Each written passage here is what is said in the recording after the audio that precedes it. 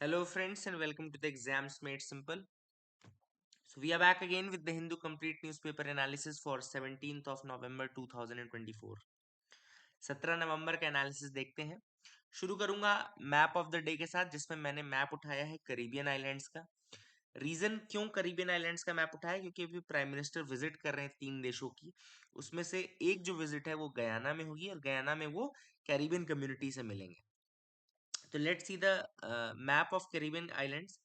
देखो, Caribbean islands का map देखने में हमको दो चीजें सबसे पहले ध्यान में रखनी है। पहला कि ये इसमें एक पार्ट तो ग्रेटर एंटिलीज है और ये दूसरा पार्ट लेसर एंटिलीज कहलाता है, ठीक है ना।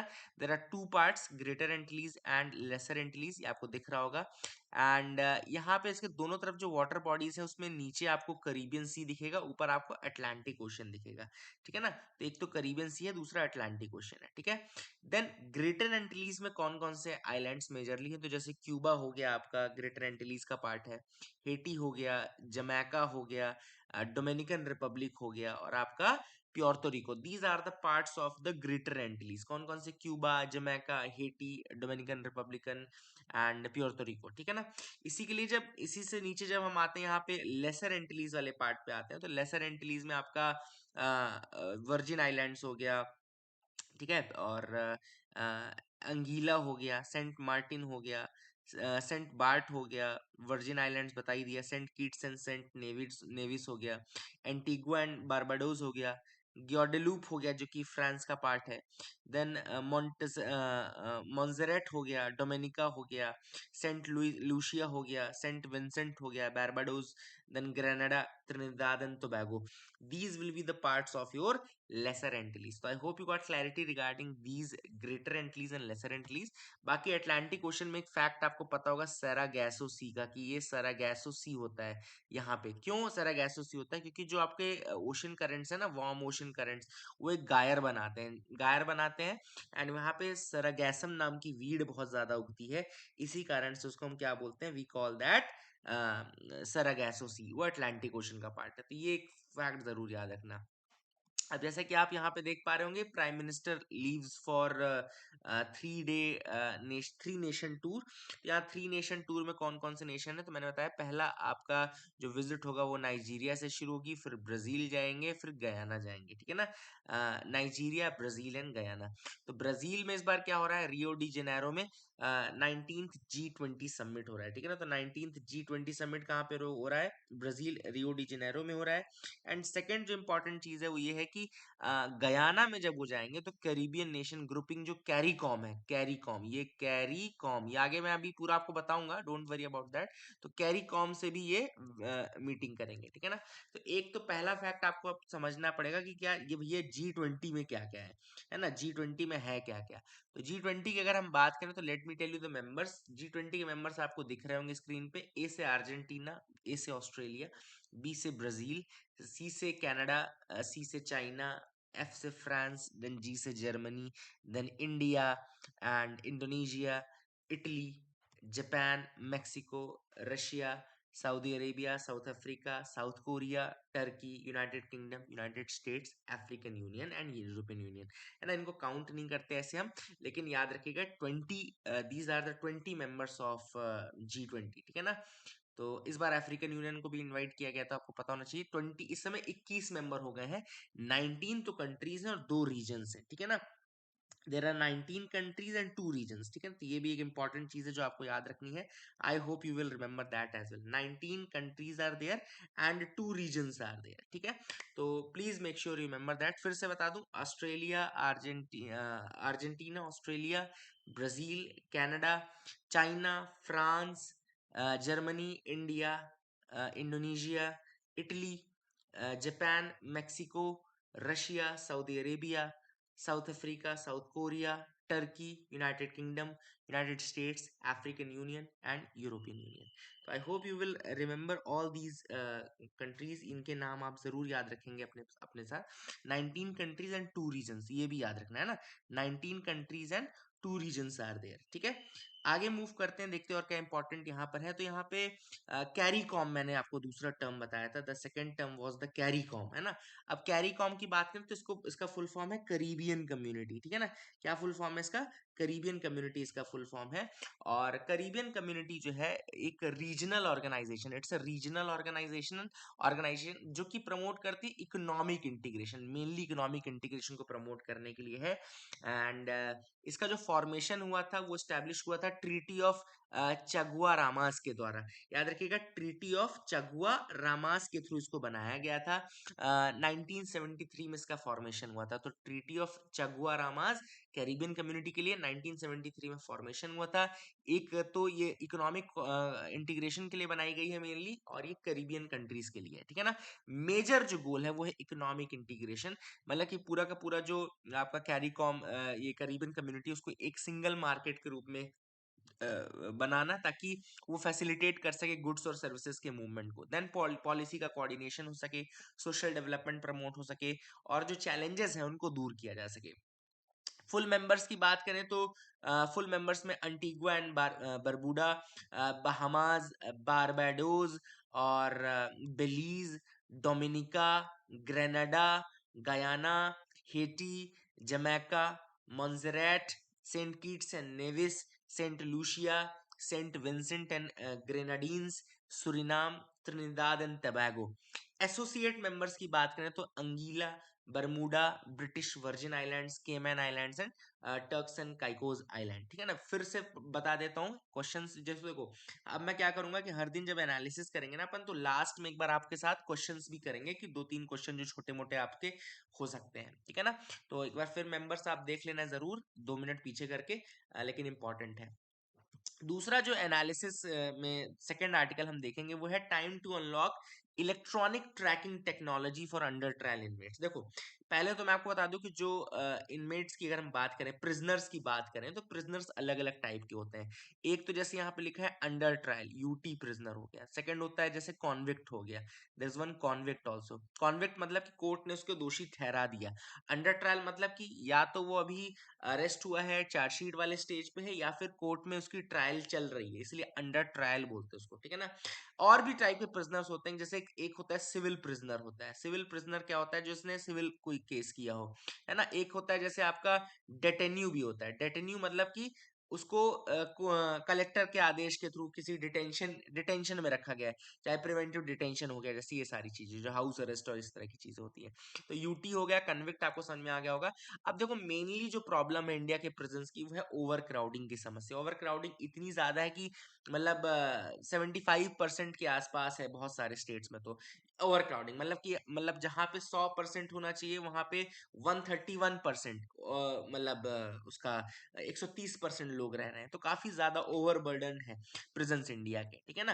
एंड अगर हम बात करें कि टोटल जो कैपेसिटी है, तो वो है 4,36,266, यानी कि 4,36,000 की। और उसमें प्रिजनर्स कितने रह रहे हैं? 5,73,000। ऑब्वियसली बात है, ओवर क्राउडिंग है। तो इसको दूर करने के लिए अभी एक मतलब रिसर्च चल रही है। रिसर्च एंड प्लानिंग विंग जो है सुप्रीम कोर्ट का, उसने उसने कुछ चीजें सोची, एक रिपोर्ट निकाली। उसमें उसने कहा कि भाई इलेक्ट्रॉनिक ट्रैकिंग डिवाइस लगा करके आप अंडर ट्रायल प्रिजनर्स को छोड़ दो। देखो, मेन क्या है, आपको ये डर रहता है कि वो भाग ना जाए, है ना। तो वो भाग ना जाए, इसके लिए आप क्या कर सकते हो कि you can put a tracking device in them, है ना। उनके ऊपर एक ट्रैकिंग डिवाइस आप लगा सकते हैं, और उस ट्रैकिंग डिवाइस को लगा करके आप उनको छोड़ दीजिए, है ना, जाने दीजिए, कहाँ भागेंगे, है ना। तो that is one thing which you can do. तो यहाँ पे ये सजेशन दिया गया है इलेक्ट्रॉनिक ट्रैकिंग डिवाइस का, कि आप उसको लगा करके उनको प्रिजन से बाहर निकाल दीजिए, है ना। तो that will be the thing जो कि ओवर क्राउडिंग को भी समस्या को सॉल्व कर देगी, ठीक है। तो ये दूसरा इशू था, इसको भी ट्राई किया गया। अब देखो, बहुत सारी कंट्रीज हैं जो कि जो कि इलेक्ट्रॉनिक ट्रैकिंग डिवाइस का यूज करती हैं ओवर क्राउडिंग को दूर करने के लिए, जैसे कि यूनाइटेड स्टेट्स ऑफ अमेरिका हो गया, कनाडा हो गया, यूनाइटेड किंगडम हो गया, मलेशिया हो गया, ऑस्ट्रेलिया हो गया। तो ऐसी कुछ कंट्रीज की एग्जांपल भी आप दिमाग में रखिए, ताकि कल को आपसे कोई पूछे तो आप बता सके उसको, ठीक है ना। तो ये कौन कौन सी कंट्रीज हैं? United states, Canada, United kingdom, Malaysia, Australia, ये सारी कंट्रीज ऐसी हैं जहाँ पे आपका मतलब इलेक्ट्रॉनिक ट्रैकिंग डिवाइस का यूज किया जाता है, ठीक है। तो I hope you got clarity regarding that, ऐसा समझ में आ गया होगा आपको। आगे देखते हैं और क्या इंपॉर्टेंट है। तीसरा जो आर्टिकल हम डिस्कस करेंगे वो है COP29। What are the key issues at the United Nations climate summit in Baku. तो अजरबैजान की कैपिटल है बाकू, ये आपको पता है, और यहाँ पे ही COP29 हुआ है इस बार, ठीक है ना। तो जो इस बार मेन जो इशू था वो था क्लाइमेट फाइनेंस का। जो सबसे बड़ा इशू उठाया गया था वो है क्लाइमेट फाइनेंस का, और सेंट्रल थीम इस बार रखी गई थी न्यू कलेक्टिव क्वांटिफाइड गोल, NCQG। मैंने बताया भी था आपको, new collective quantified goal for annual climate financing. जो अभी प्रेजेंटली चल रहा है $100 बिलियन का टारगेट, इस बार एक्सपायर हो जाएगा इस साल। तो उसको रिप्लेस करने के लिए न्यू कलेक्टिव क्वांटिफाइड गोल बनाया गया है, ठीक है ना। चैलेंजेस क्या क्या है कि वेल्दी नेशंस जो है वो $100 बिलियन प्लेज करने में फेल रहे हैं, है ना। इसी इसके अलावा कंट्री जैसे कि गल्फ स्टेट हो गई, चाइना हो गया, इंडिया हो गया, ये एग्रीमेंट में नहीं आ पा रहे हैं, है ना।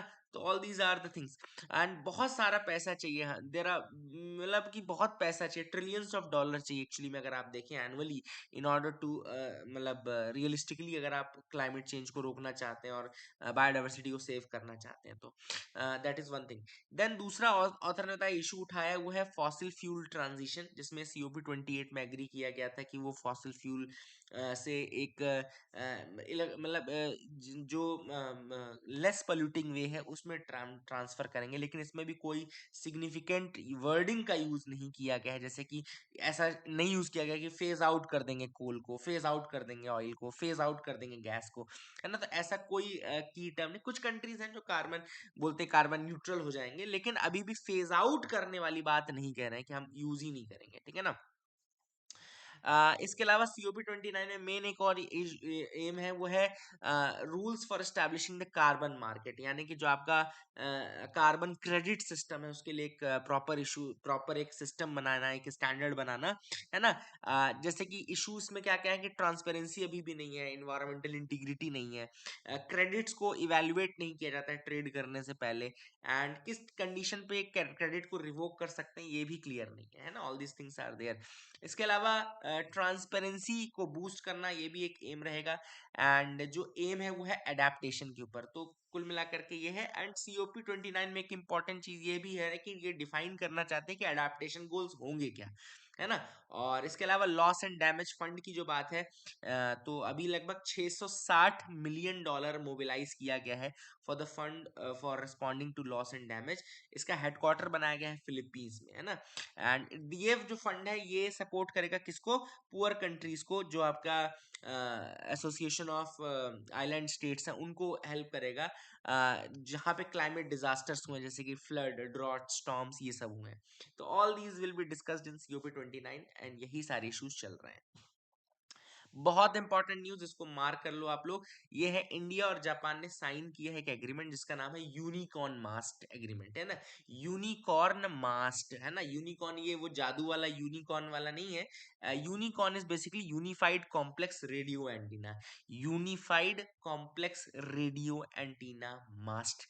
एक कोनिकल स्ट्रक्चर है, कोन ऐसा होता है, याद रखना, कोनिकल स्ट्रक्चर रहेगा ये, मास्ट जैसा होता है ना, शिप्स में मास्ट होता है, उसी तरीके से यूनिकॉर्न मास्ट है, लेकिन unicorn is for unified complex radio antenna, ठीक है ना। और ये क्या करेगा बेसिकली, ये एंटीना जो है ये वॉरशिप्स में लगाया जाएगा, इंडियन नेवल वॉरशिप्स में लगाया जाएगा, और ये India Japan defence technology cooperation agreement के अंतर्गत किया जा रहा है।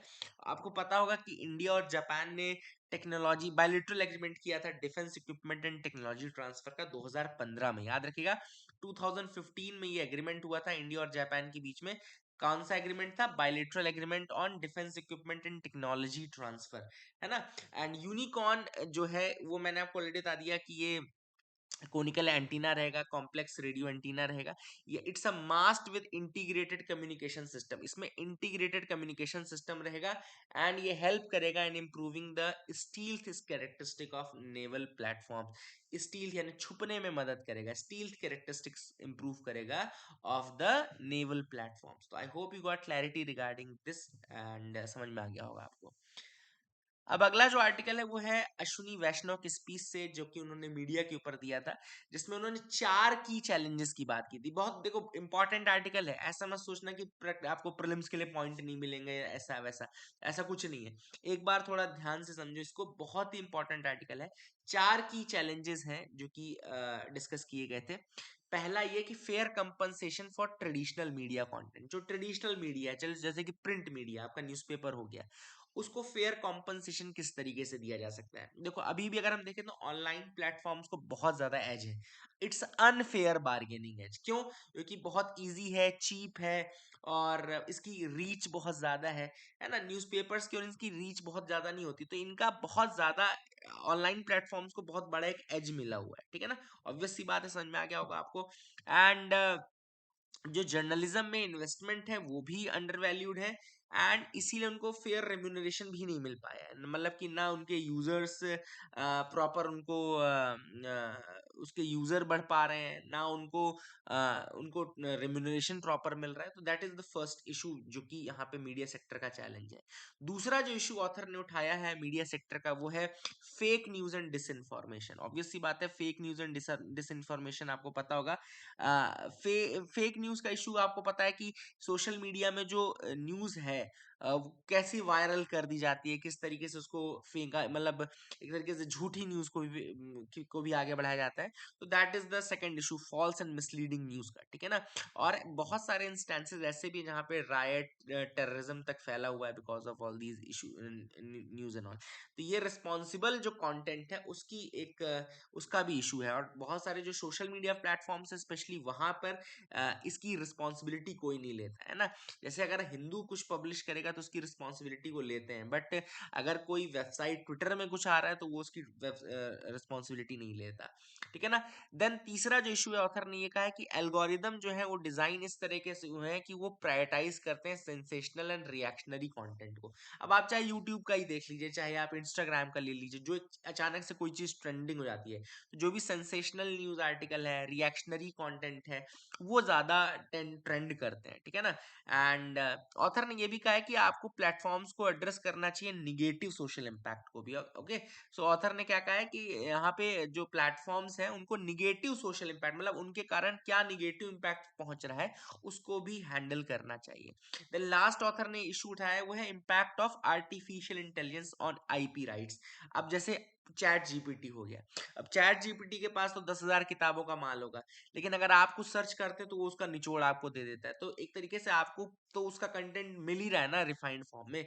तो आईपी राइट्स या इंटेलेक्चुअल प्रॉपर्टी राइट्स है, जो बुक लिखने में मेहनत हुई होगी, जो इतना सारा कंटेंट किया, तो वो सारी चीजें अब एक मतलब काफी ज्यादा इशू हो चुका है, क्योंकि एआई जो है वो यूज करता है content which is created by some other writers, content which is provided by some other musician, filmmakers, etc.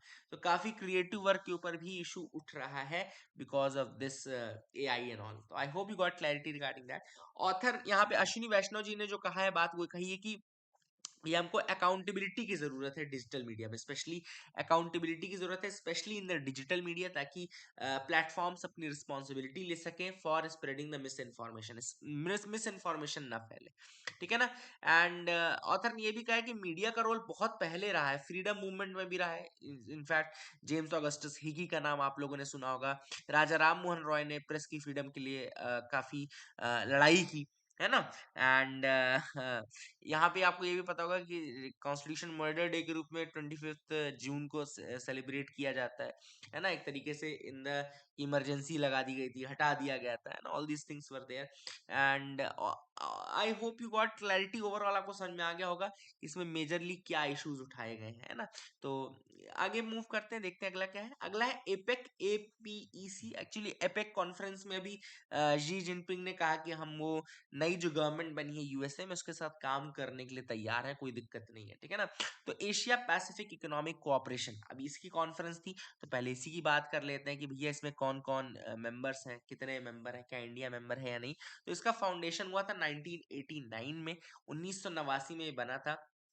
Asia Pacific economies से मिलकर बना हुआ है। इसका मेन एम है economic growth, sustainable economic growth को प्रमोट करना, फ्री ट्रेड को प्रमोट करना, एंड इन्वेस्टमेंट को प्रमोट करना। कौन कौन से हैं? Sustainable economic growth, free trade को प्रमोट करना and investment in the region promote करना, ठीक है ना।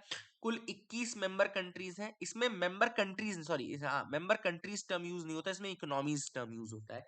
21 मेंबर इकोनॉमीज हैं। कंट्री यूज होता तो हांगकांग और ताइवान जैसे कंट्रीज मतलब नहीं इंक्लूड हो पाती ना, क्योंकि कंट्री तो इसको कोई मानता नहीं है। तो इसमें 21 मेजर इकोनॉमीज है, याद रखिएगा, member economies are there not countries.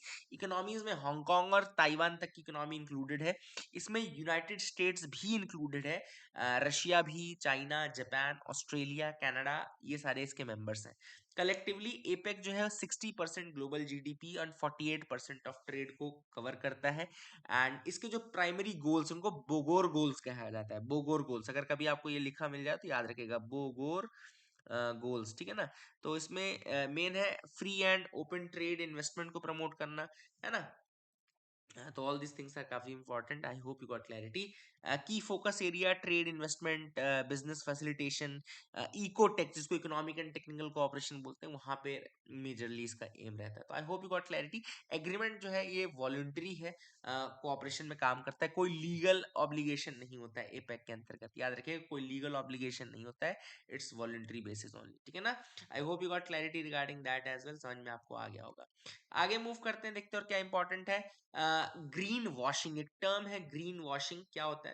तो ग्रीन वॉशिंग का मतलब मैं आपको बहुत इजी टर्म्स बताता हूँ। जैसे कोई कंपनी मिसलीडिंग क्लेम्स करती है कि हम बहुत इको फ्रेंडली हैं, हम बहुत ग्रीन है, लेकिन अंदर से वो ऐसा नहीं है, है ना, अंदर से वो ऐसा नहीं है, मतलब फोकसबाजी ज्यादा है, हवाबाजी अगर ज्यादा है, फेकनेस ज्यादा है, दिखावा ज्यादा है, रादर देन मतलब कि प्रोपोगंडा ज्यादा है अगर ग्रीन ग्रीन करने का, तो उसको हम बोलते हैं ग्रीन वॉशिंग। तो what you are doing, you are creating an image, you are not doing actions, you are just creating an image. तो जब इमेज बस क्रिएट करने का मेन एम लेकर के कंपनीज चलती है ना, तो उसको कहा जाता है कि ये that is known as your green washing, ठीक है ना। I hope you got clarity regarding that, ये आपको समझ में आ गया होगा।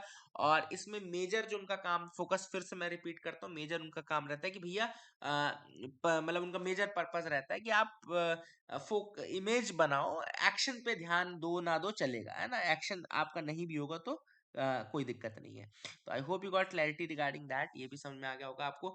अब हम आगे देखते हैं, जैसे कि इसका एग्जांपल है, जैसे कुछ लोग वेग लेबल्स लगा के चलते हैं, जैसे लिख दिया इको फ्रेंडली, लिख दिया ग्रीन, लिख दिया सस्टेनेबल, और कोई एविडेंस नहीं दिया आपने, तो ऑब्वियस सी बात है that is a sort of मतलब दैट इज योर कि आपने गलत तरीके से काम किया है, ठीक है ना। आगे देख लेते हैं, अगला क्या है कि यूजीसी नेट का जो एग्जाम होता था उसमें आयुर्वेद बायोलॉजी इंक्लूड कर रहा है।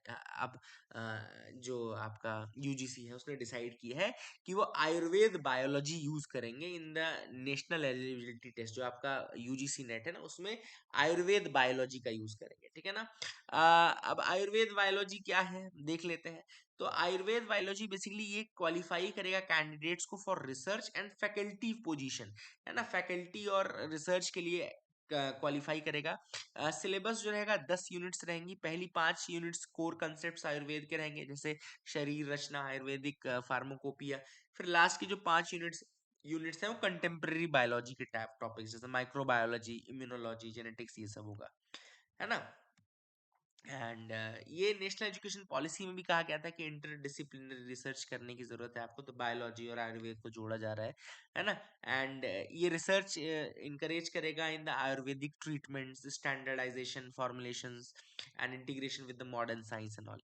लेकिन अब यहाँ पे देखो क्या है, इंटरडिसिप्लिनरी अप्रोच तो अच्छी बात है, लेकिन एक्सपर्ट्स का ये भी कहना है कि जो आपका BAMS यानी कि जो बैचलर ऑफ आयुर्वेदिक मेडिसिन है, वो इनएडिक्वेट है when you compare that with the modern science standards, है ना।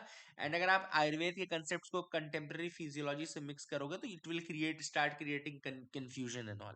तो that is what has been mentioned in this article, I hope you got clarity, ठीक है।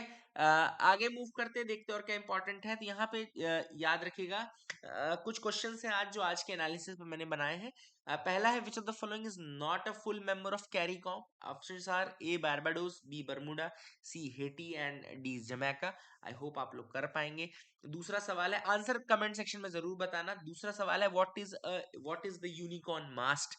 ऑप्शन है satellite communication system, B an integrated stealth antenna system for warships, radar tracking system C, and D है a submarine sonar. तीसरा है, when was India Japan defence equipment and technology transfer agreement signed. 10, 15, 20, 24। I hope you will be able to answer all the three questions. That is it for this video. Keep loving us, keep sharing us. Thank you and have a nice day.